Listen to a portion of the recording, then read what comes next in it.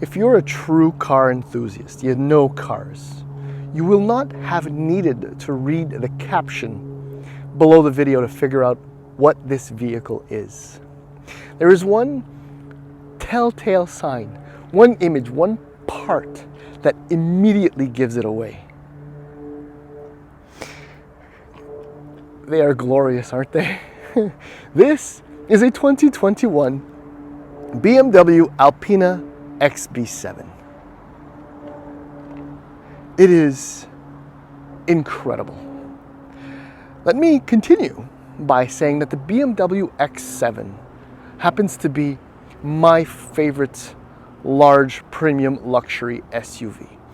I'm a big fan of the Mercedes-Benz GLS, and I do like a few others. The Grand Wagoneer comes to mind as well.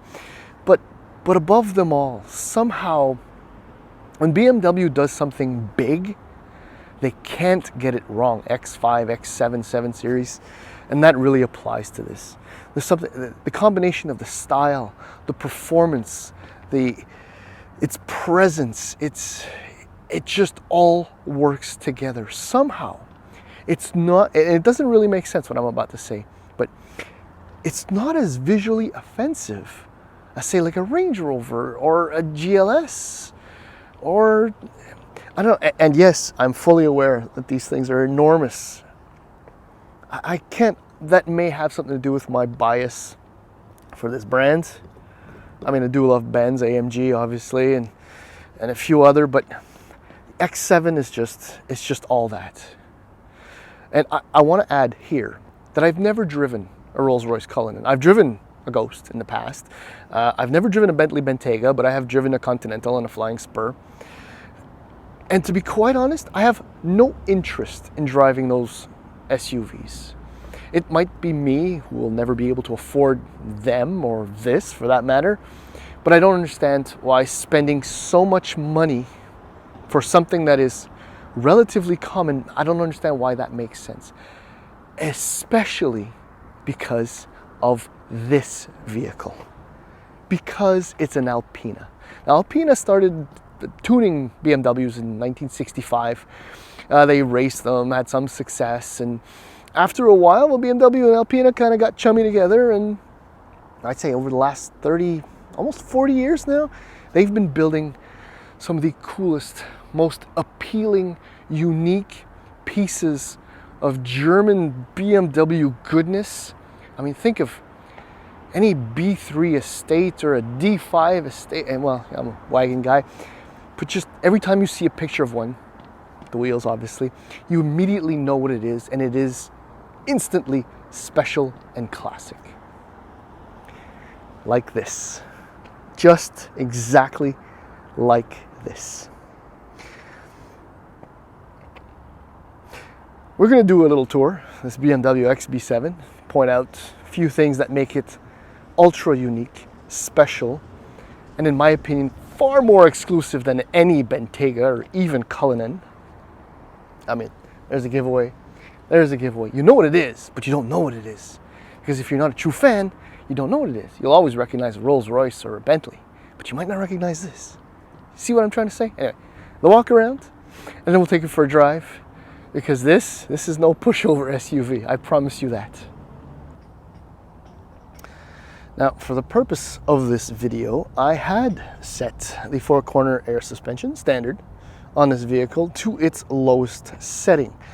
But unfortunately, because the XB7 is programmed to greet me and rise to the occasion every time I come close, well, it's just not going to work. So that, it just looks so ridiculously good when the suspension is all the way down and the 23s are tucked into the wheel wells that I wanted to show that. Image gallery, let's hope.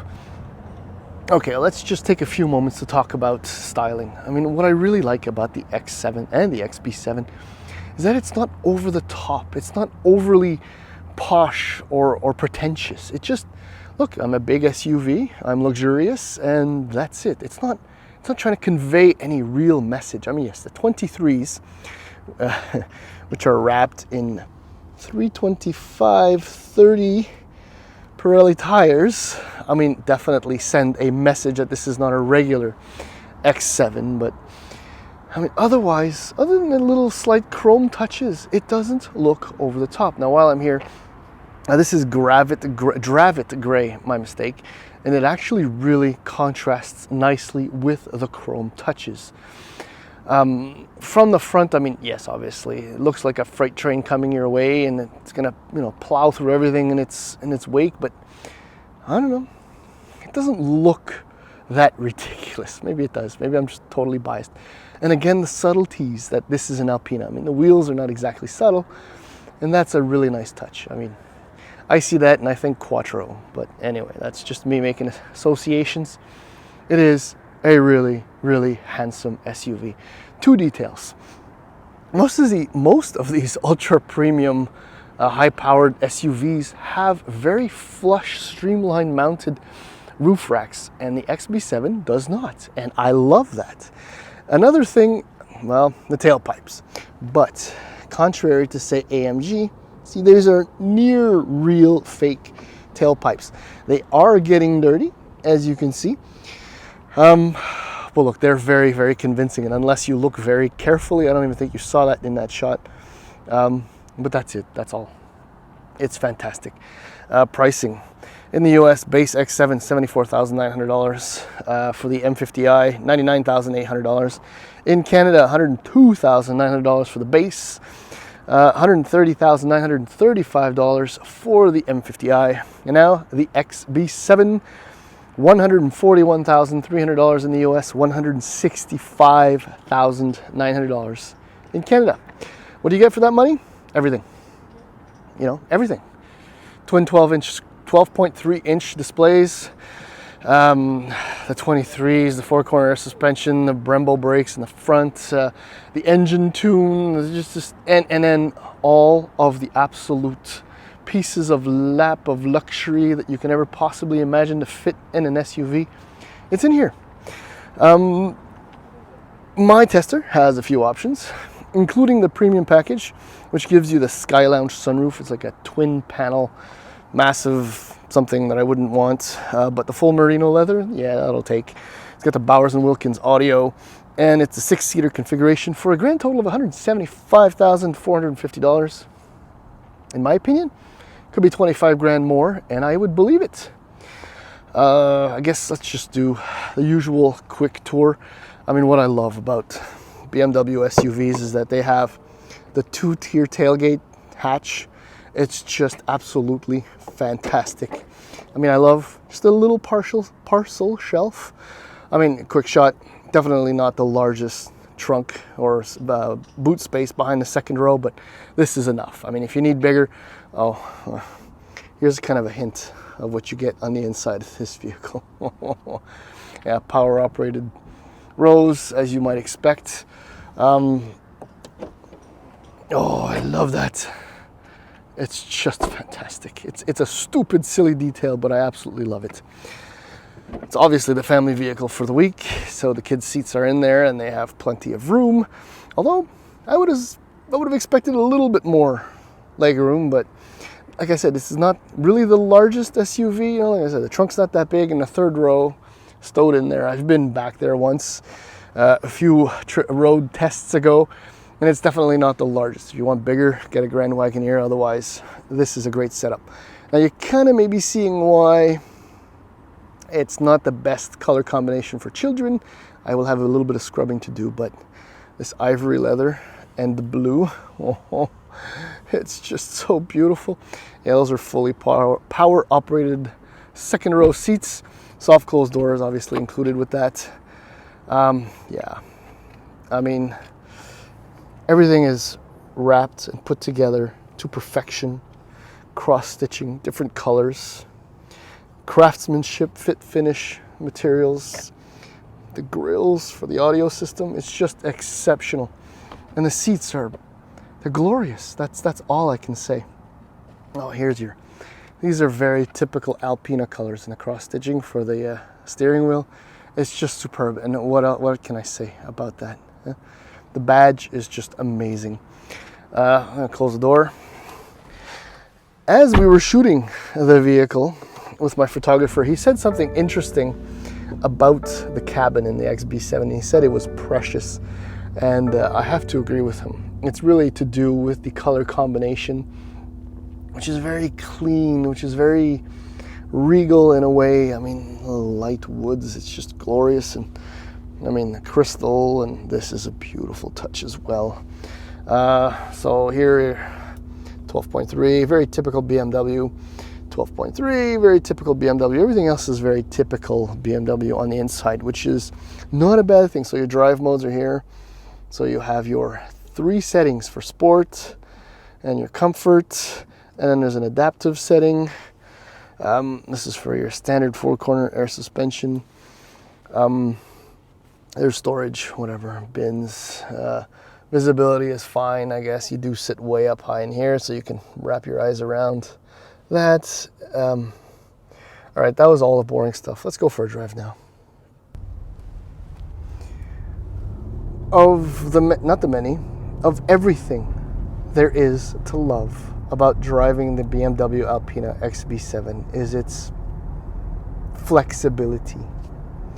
In the sense that right now I'm doing 50 kilometers an hour, just chilling, gesture control, annoying sometimes. And it's just so smooth, so comfortable, so at ease. And look, this is what most of my driving has been like.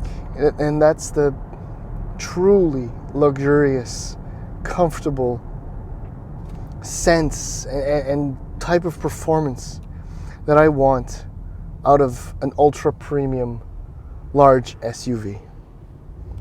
But because this is based on an X7 M50i and it is powered by a twin turbocharged bi-turbo 4.4 liter V8 with an Alpina tune, well, this thing produces no less than 612 horsepower between 55 and 6,500 RPM and 590 pound-feet of torque between 2 and 5,000 RPM, which means that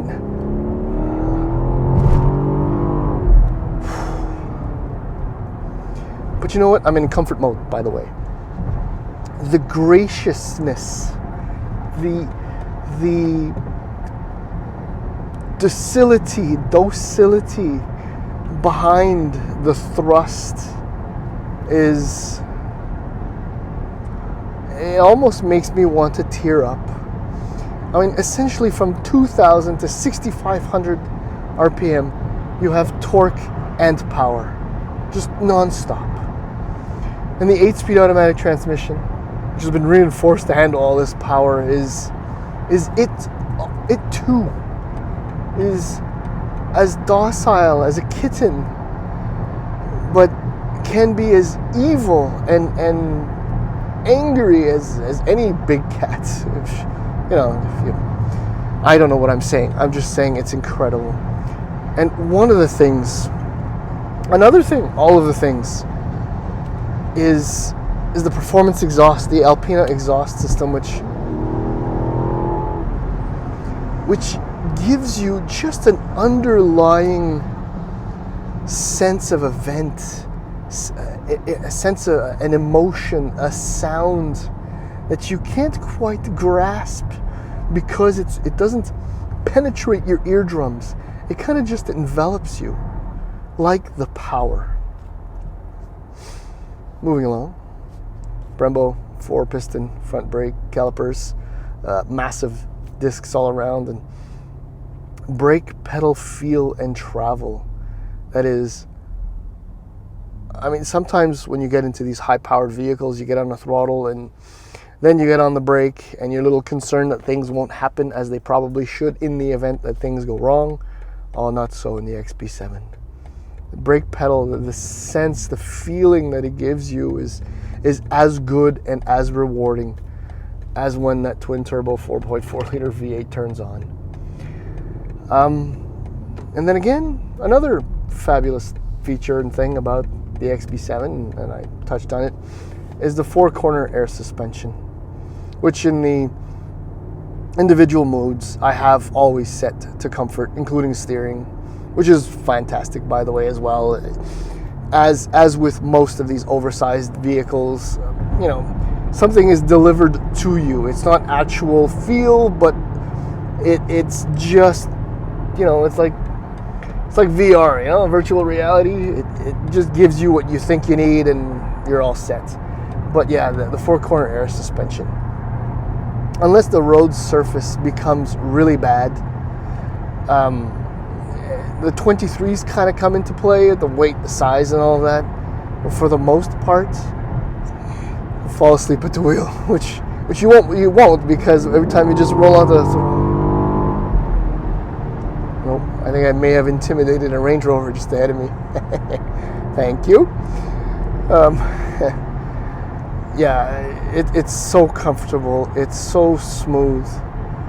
Oh yeah, I didn't show it to you in the other portion of the video, but you don't have paddles in this. You have little buttons. It's like a subtle little, we'll give you a manual mode, but you know, you got to push buttons if you want it to work. I don't know. It's kind of it's nothing really. I do get a little emotional with this SUV because I'll never ever get to drive another one like it. So I know I only have like a day and a half left with it. But it's just exceptional. With a family on board, I can just picture myself driving down the Autobahn at, I don't know, somewhere near the top speed, which is what, 290 kilometers? Oh, by the way, this will do 0 to 100 kilometers an hour in 4.2 seconds. That's 0 to 60 in 4 seconds flat. And I think it does a quarter mile in like 12.5, 12.6. This is an excessively potent SUV, and I love it. I love its absolute. It's like a superhero in a sense, where it's got the two personalities. One of them is a very low-key, relaxed, comfortable, easygoing, you know, guy or girl. And then when the cape comes out, or there's a costume change, it just turns into. But it's never harsh. It's never harsh. This thing is exceptional. Absolutely exceptional. Over an AMG GLS, which I drove recently because AMGs are so common. Over a Range Rover because there's something about the outward, you know, what a Range Rover gives off. A Grand Wagoneer is nice, but you don't get this kind of power. Cadillac Escalade, you don't get this kind of power, you don't get this kind of presence, despite Cadillac's best efforts. So yeah, this is pretty much the greatest premium exclusive luxury SUV your money can buy.